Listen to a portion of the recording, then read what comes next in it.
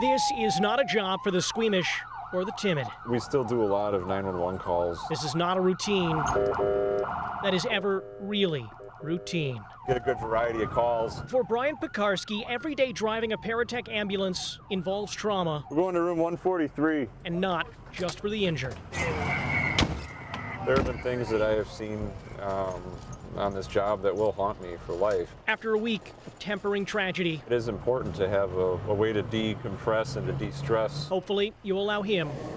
Yeah, just take the wig off. And others to put on a happier face. We gotta touch up a little there. And vent in a surreal place. 2 who will fight for deep light. Good hit. It's a nice way to take a break from reality, yes. It is organized chaos incarnate. There's really nothing like it in the world. These are a lot of amazing people. You go there and just beat the crap out of each other. You will fight. No humans, demons, or other manner of the undead were harmed in the making of this live-action role play, or LARP. Weapons are all foam rubber. The combatants are mostly kids who grew up playing adventure board games like Dungeons and Dragons. Well fought, orc. And wanted to start playing the real thing. Some families go camping, and we're no different, but when we go camping, it's usually at a LARP event. Pekarsky organizes the game. His character is a beast. His daughter got him into it. He became hooked. I was just dressed up following her around, basically being a babysitter. And when he dresses up, Pekarsky dresses up. I like to say that, during the week I'm a paramedic, and then on the weekends I'm an orc or a gnoll. I'm a dwarven barbarian. I am an orc who lives here in the Underdark. I've been a wizard for a grand total of 20 hours. This is just a good escape from everyday normal life. Helps kind of take me away from this world for a while and go somewhere else. That can be easier said than done for Pekarsky, whose present and past is anything but a game. I was with the 101st Airborne Division. He lost 4 friends while serving in Iraq. Some of the deaths still haunt him today. I had a lot of close calls, and you can only roll the dice so many times before you run out of luck.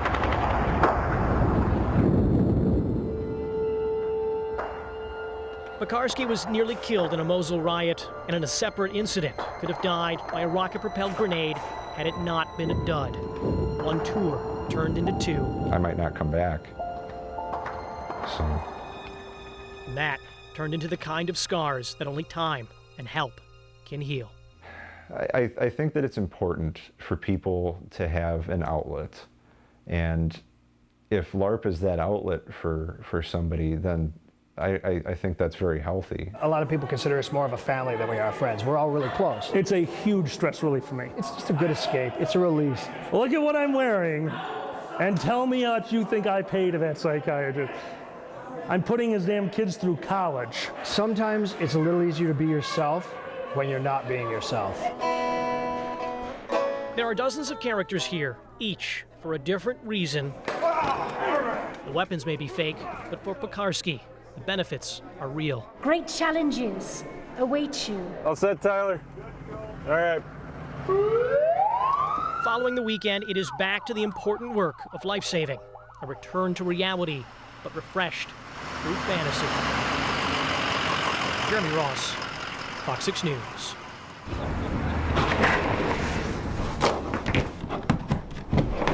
Think of this as trying to capture someone's finest moment. 3, 2, 1. Think of this as a countdown to remember someone's best and brightest times. 3, 2, 1. I'll be trying not to blink, because when the flash, right? Okay. Like when the flash hits you, you like... Okay, tuck the chin just a little bit. Oh, Fortunately, there are retakes at Help Portrait Milwaukee. erase that one. Erase that one. I always say I'm handsome, but... Here, the number of pictures snapped matched only by the number of smiles. This way. And the amount of laughter. Yeah. Yeah, I like that one. That one? Yeah. But it's these kind of moments that are so painfully few and far between for so many. This is where my struggle started at. And that includes Yolanda Walton. It means everything to me. She waits for her portrait to be printed as part of a free holiday card.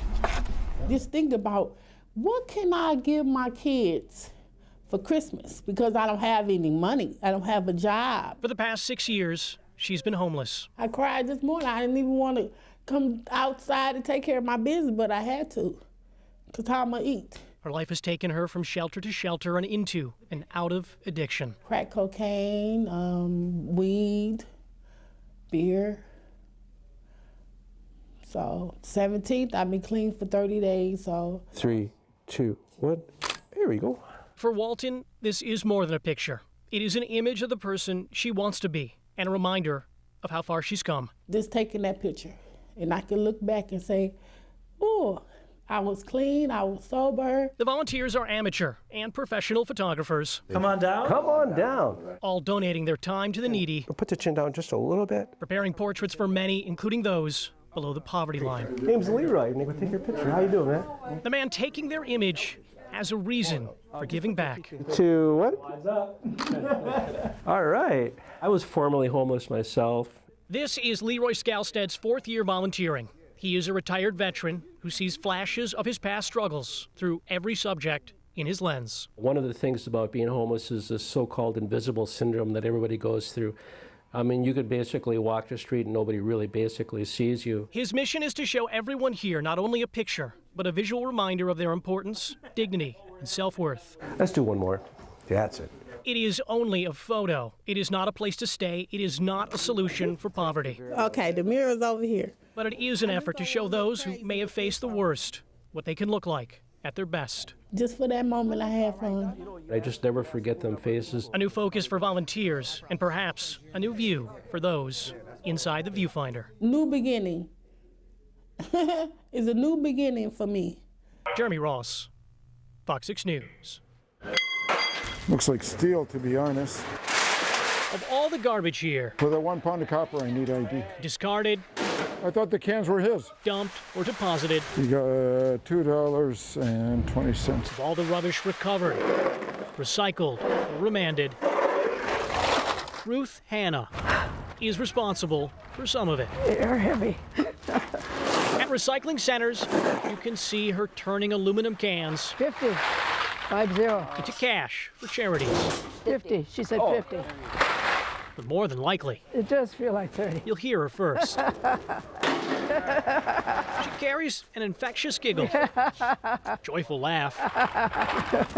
All she carries and collects time I get home, I feel I've lost 5 pounds. her cans. For 28 years, the former county worker has walked through county buildings and other places, relentlessly wiring aluminum. Okay. It is an effort to give others a better present than the life she lived in the past. I cried quite a few. I cried quite often. Ruth was a Depression-era child given away by her mother. Right here. Right here. She grew up See, I had a lot of hair at that time. and was raised Receiving my first communion. through the kindness of strangers, living and working in about a half dozen homes through age 19. Well, I was happy, But one foster family was far at least for a little while. from welcoming. I went through so much At age 17, pain and the hurt became sorrow and joy. nearly overwhelming. So I said working for this one family really almost made me want to end my life. I went through expression hell with this family. She says the mother in one home where she worked and lived locked her in her bedroom after 9 at night. She hit me several times. I had bed bugs and I had lice. I had to use a sink for a toilet. I felt like I was in prison. Did you ever tell anyone about the abuse? I reported it to my social worker. She came to see me, and the lady told her that everything was fine and that I was a liar. And so the social worker never checked up on it after that. But a woman treated like trash and tossed away at birth wouldn't let herself sit and rot. Well, I look at it this way. If anybody's got a right to be bitter at the world, I certainly do have a right. But I figure, what do you get out of being bitter? At age 55, she began crushing, collecting, chronicling, Like if you would bring me cans, you would be considered an outside friend. And categorizing. Yeah, it's work. But the reality is, turning trash into donations helps her heal. So this is a tonic for me, you know. All the money is given to charities, but Ruth says most goes to the foster system, hoping children don't have to endure the pain of her past. I've raised over $84,000 so far. If you're asked how many cans were collected to amass that kind of cash, you're not alone. What's the count up to? So what number are you at now? Well, as of yesterday, 1,046,700 as of yesterday. And counting. Makes me happy, very happy. Around the time Ruth collected $1 million, she was given a trophy. The can lady, 1 million cans for charity. A proclamation and a merit award. I told my coworkers and my friends, if I'm 5 or 6 cans shy of $1 million and the Lord decides to take me, just put them in my coffin and I'll take them up to heaven with me. Ruth Hanna could have acted like the garbage she collects, but instead, she laughs at that idea, proving one person's trash is another person's pleasure. Very much pleasure. Jeremy Ross, Fox 6 News.